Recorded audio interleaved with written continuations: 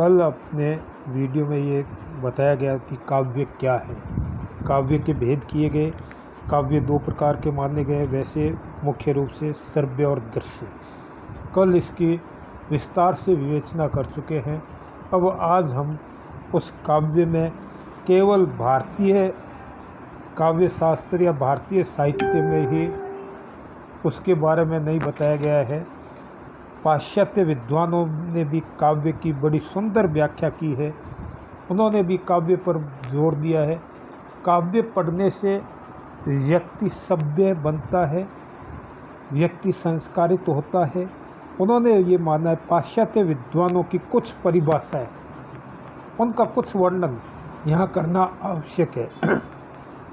जैसे कीट्स ने कहा है कि सुंदर वस्तु सदा के लिए सुखदायी है। अब सुंदर वस्तु क्या और वो सदा के लिए सुखदायी कैसे है? हम कोई भी असुंदर वस्तु को सुखदायी नहीं मान सकते। सुंदर वस्तु होगी जिसका हम पर प्रभाव पड़ेगा, जीवन में हम कुछ करना चाहेंगे, जीवन में आगे बढ़ेंगे, वह सुंदर वस्तु हमारे लिए सुखदायी होगी। और असुंदर वस्तु होगी वो सदा दुखदायी होगी। उसी प्रकार कालरीज के अनुसार सार्थक और सुंदर शब्दों में सुव्यवस्थित अभिव्यक्ति ही काव्य है। उन्होंने ये माना है कि सार्थक होना चाहिए। काव्य अगर हम कोई करें उसकी सार्थकता होनी चाहिए और सुंदर शब्दों में सुव्यवस्थित अभिव्यक्ति ही काव्य है।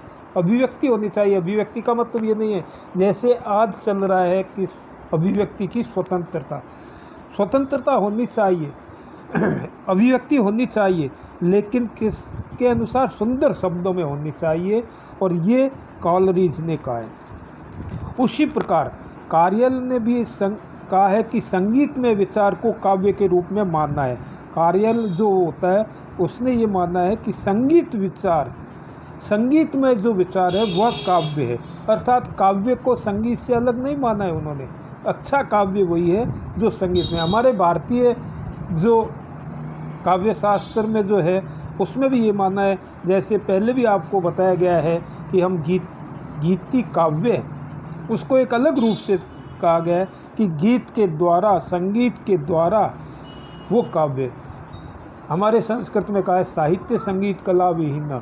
साहित्य और संगीत से विहीन व्यक्ति किसके समान है? पशु के समान है। जिस व्यक्ति के पास न साहित्य है, न संगीत है और न कला है, वह इस जीवन में पशु के समान विचरण करता है।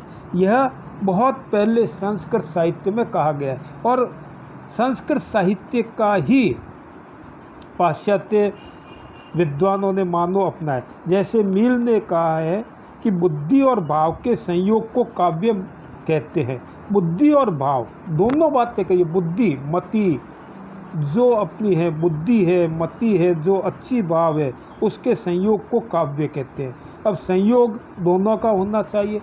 बुद्धि अगर अच्छी बुद्धि होगी, व्यक्ति के बुद्धि के अनुसार भाव अच्छे होंगे तो वो काव्य है।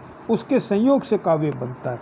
हमारे पंडित राम बहोरी शुक्ल के अनुसार सरल और सरस शब्दों में व्यक्त मन को मुग्ध करने वाले ऐसे उच्च भावों को कविता काव्य कहते हैं, जिनसे हमारे विचार देश या काल की सीमा को लांघ कर विश्व मैत्री का अनुभव करने वाली उदारता से समन्वित हो जाए।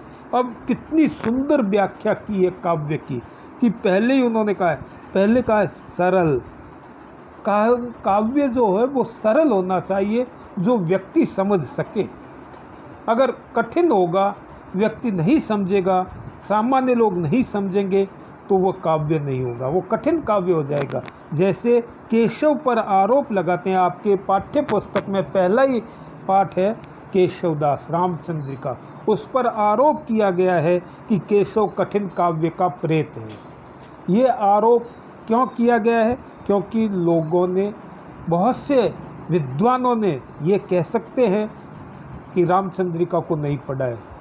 लाला भगवानादीन जी ने कहा है, वो तो डंके की चोट कहते हैं कि मैं कह सकता हूँ कि केशव का पूर्ण अध्ययन नहीं किया है, और जिन्होंने केशव का पूर्ण अध्ययन नहीं किया है वो ये कह सकते हैं कि केशव का काव्य कठिन काव्य है।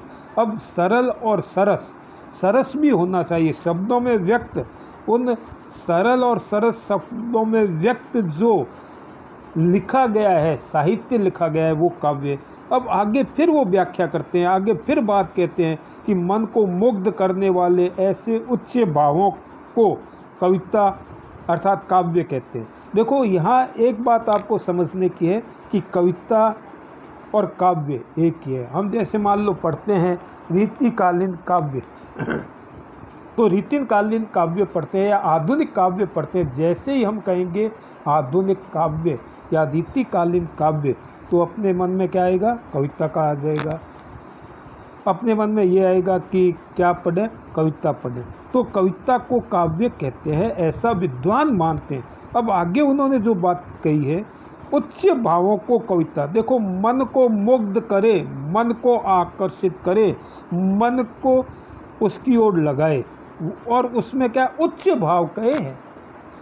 ये नहीं है कला में कोई ऐसी बात नहीं है, उच्च भाव होने चाहिए, समाज के प्रति उच्च भाव होने चाहिए, वो कविता है। जिससे हमारे विचार देश या काल की सीमा को लांघ कर विश्व मैत्री का अनुभव करने वाली उदारता से समन्वित हो जाए। देखो कितनी अच्छी बात कही उन्होंने कि हमारे भाव देश या काल की सीमा को लांघ कर विश्व मैत्री का अनुभव करने वाली उदारता से समन्वित हो जाए। अब यहाँ हम ये कहते हैं वसुदेव कुटुंबकम, हम तो पूरी पृथ्वी को अपना परिवार मानते हैं। वसुदेव कुटुंबकम, वसुदेव पूरी पृथ्वी, इसमें न तो किसी व्यक्ति का कहा है, न किसी जाति का कहा है, न किसी धर्म के बारे में कहा है, न किसी जीव, मतलब ये कहा है कि प्राणी मात्र, जीव मात्र जो भी है वो क्या है, हमारा कुटुंब है, दया की भाव। तो ये कहते हैं कि हमारे विचार देश या काल की सीमा को लांघ कर उसको पार करके विश्व मैत्री का अनुभव करने वाली उदारता से समन्वित हो। अब समन्वित हो, मेल कराया गया। काव्य किसी सीमा में बंधा हुआ नहीं है, काव्य किसी देश में बंधा हुआ नहीं है, काव्य किसी भाषा में बंधा हुआ नहीं है, काव्य स्वतंत्र है। और काव्य जो होता है, काव्य के द्वारा व्यक्ति जीवन जीने की कला, जीवन में आगे कैसे बढ़ें, काम अर्थ मोक्ष जो 4 कर्म माने गए हैं उसकी ओर काव्य ही व्यक्ति को धर्म अर्थ काम मोक्ष, ये 4 जो है काव्य के द्वारा ही हम उसको प्राप्त कर सकते हैं। चाहे आप काव्य में पुराने हम ले सकते हैं, संस्कृत साहित्य के काव्य, और आधुनिक भी ले सकते हैं। तो उसमें ये कहा है विश्व मैत्री का अनुभव हो, उसकी उदारता से समन्वित हो, वह काव्य है। ये सारे मैंने जो नोट्स डाले हैं उसमें विस्तार से इसके बारे में बताया हुआ है। आप उनको पढ़ें और उनको पढ़ कर के ये सारी बातें आपके समझ में आएगी। अब क्या है काव्य, आगे ये कहा है कि काव्य कौन सा, उच्च काव्य कौन सा है। उसमें भी हमने विभाग किए हैं कि उच्च काव्य किसको माने, अर्थात काव्य में कहीं भी कोई सीमा नहीं है, कहीं भी कोई धर्म नहीं है, कहीं भी कोई जाति नहीं है, अर्थात सब में समन्वय की भावना हो। अब समन्वय की विराट चेष्टा किस साहित्य में, आपको पिछली कक्षा में मैंने पढ़ाया है कि समन्वय भावना। अब समन्वय की बात आते ही आप क्या सोचेंगे, किसके बारे में सोचेंगे, जो आपको पिछली कक्षा में पढ़ाया गया है। आज जो पढ़ाया है वो किसके में, समन्वय की बात किस में आई है, तुलसीदास जी में। शाबाश, तुलसीदास जी का जैसे ही आया कि समन्वय की विराट चेष्टा है। हम रामचरितमानस को पढ़ कर के यह सीख या शिक्षा ले सकते हैं कि तुलसीदास जी ने समन्वय की विराट चेष्टा की है। और उसी प्रकार यहाँ भी राम बहोरी शुक्ल ने अपने जो है विचार बड़े अच्छे ढंग से काव्य को समझाया कि काव्य की उदारता समन्वित हो, समन्वय की भावना हो, वही काव्य है। और आगे हम कह सकते हैं कि काव्य में जो है रस ही काव्य की आत्मा है। ये फिर वो कहते हैं इसमें मीन मेक नहीं है, इसमें कोई भी संशय नहीं है कि रस ही काव्य की, रस के बिना काव्य भद्दा निरर्थक लगता है। और जो रसात्मक काव्य है वे उत्तम काव्य है, सबसे उत्कृष्ट काव्य है और उसमें ही आनंद आता है। अब जैसे जिनमें वाच्य की व अलंकार की प्रधानता है वे द्वितीय तथा तृतीय श्रेणी के काव्य समझे जाते हैं, क्योंकि सहृदयों के आनंद दान की विशेषता तथा न्यूनता ही इसका मूल है। काव्य में व्यंजना की प्रधानता को आधुनिक आचार्य भी मानते हैं। अब व्यंजनों में रस व्यंजना ही प्रधान है और वह ध्वनि काव्य होता है। अब ध्वनि को भी ध्वनि संप्रदाय ने भी रस को अपने में समाहित कर लिया है। उसमें रस को अलंकार ध्वनि और वस्तु ध्वनि रस की अपेक्षा निम्न श्रेणी के व्यंग्य काव्य है। अब काव्य में जैसे मान लो आ गया रस, अब आत्मा क्या है इसके बारे में विस्तार से बताया गया है। काव्य शास्त्र में भी बताया गया है और दर्शन शास्त्र में भी बताया गया है। व्यक्ति की आत्मा, व्यक्ति जीवित कैसे रहता है, व्यक्ति का जीवन किस में बसा हुआ है, क्या शरीर में है या आत्मा में। अगर शरीर में है तो सारे वो कहते हैं कि आभूषण पहना दें तो क्या व्यक्ति जिंदा हो जाएगा। किसी मृत व्यक्ति को हम आभूषण पहना दें तो क्या वो जिंदा हो जाएगा, नहीं हो सकता। तो अलंकार का मतलब है आभूषण। अगर हम किसी मृत व्यक्ति को, मृत नायिका को, मृत नायक को सारे आभूषणों से लाद दें, सारे आभूषण पहना दें तो वो जीवित नहीं हो सकता। दूसरा, आभूषण अलंकार काव्य की आत्मा नहीं हो सकती, काव्य की आत्मा रस है। तो यहाँ इन्होंने कहा है कि रस ही काव्य की आत्मा है, इसमें मीन मेक करने की कोई आवश्यकता नहीं है। जो रसात्मक काव्य है वे उत्तम काव्य है, श्रेष्ठ काव्य है और उसमें क्या है कि आनंद आता है। अब आनंद पहले भी आपको बताया है कि आनंद किसको कहते हैं। रस को ब्रह्मानंद सहोदर कहा गया है, ब्रह्मानंद का भाई, ब्रह्म आनंद दिलाने वाला। व्यक्ति के जीवन का उद्देश्य क्या है? व्यक्ति के जीवन का उद्देश्य जैसे 4 हमने माने हैं वही उद्देश्य। जैसे हमने पिछली कक्षा में तुलसीदास जी को पढ़ा था, तुलसीदास जी ने कहा, क्या कहा है, नरक के कौन से द्वार बताएं आपको ये पता है, काम क्रोध मद लोभ सब नाथ नरक के पंथ। ये काव्य में शिक्षा दी गई है। काव्य व्यक्ति को एक सभ्य व्यक्ति बनाता है। कोई डॉक्टर बन जाए, कोई इंजीनियर बन जाए और अगर उसमें काव्य के अनुसार चरित्रवान नहीं है तो उसका कोई मतलब नहीं है। काव्य को पढ़ कर के हम शिक्षा ग्रहण करते हैं, काव्य को पढ़ कर के हम आदर्श व्यक्ति बनते हैं। अब आगे जैसे मान लो राजस्थानी साहित्य, उसमें क्या है, एक काव्य के द्वारा शिक्षा दी गई है। चोर के द्वारा भी काव्य में कई बार होता है कि चोर के द्वारा भी उच्च शिक्षा दी गई है। एक चोर व्यक्ति किसी के घर में गया और उसका जो है पदार्थ से उंगली हुई और उसने जिह्वा पर रखी और वो उसको छोड़ करके चला गया। बस यहाँ इतना ही बताया गया। अब उसकी क्या व्याख्या होगी कि वो चोरी करने के उद्देश्य से गया, सारे परिवार में सो रहे थे, उसका किसी पदार्थ से हाथ लगा और उसने जिह्वा पर रखा और वो उस घर से चला गया। वो चोरी कर सकता था, लेकिन क्यों? इसमें काव्य के द्वारा ये शिक्षा दी गई है, चोर के माध्यम से शिक्षा दी गई है।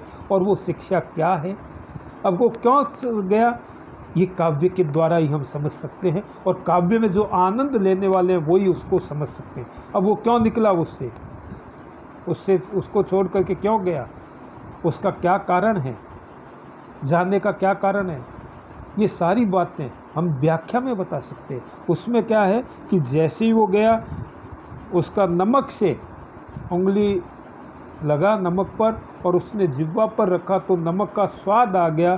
तो ये कहा गया है उसके चोर के मन में ये विचार आए कि जिस घर का मैंने नमक खाया है उस घर में मैं चोरी कैसे कर सकता हूँ। ये काव्य की विशेषता है, ये काव्य बताता है हमें काव्य एक शिक्षा देता है, हमें काव्य सही मार्ग पर चलना सिखाता है। उसी प्रकार वही चोर कहते हैं कि दूसरी जगह गया चोरी करने और अंदर से, राजस्थानी में कहा कुण भायो छे।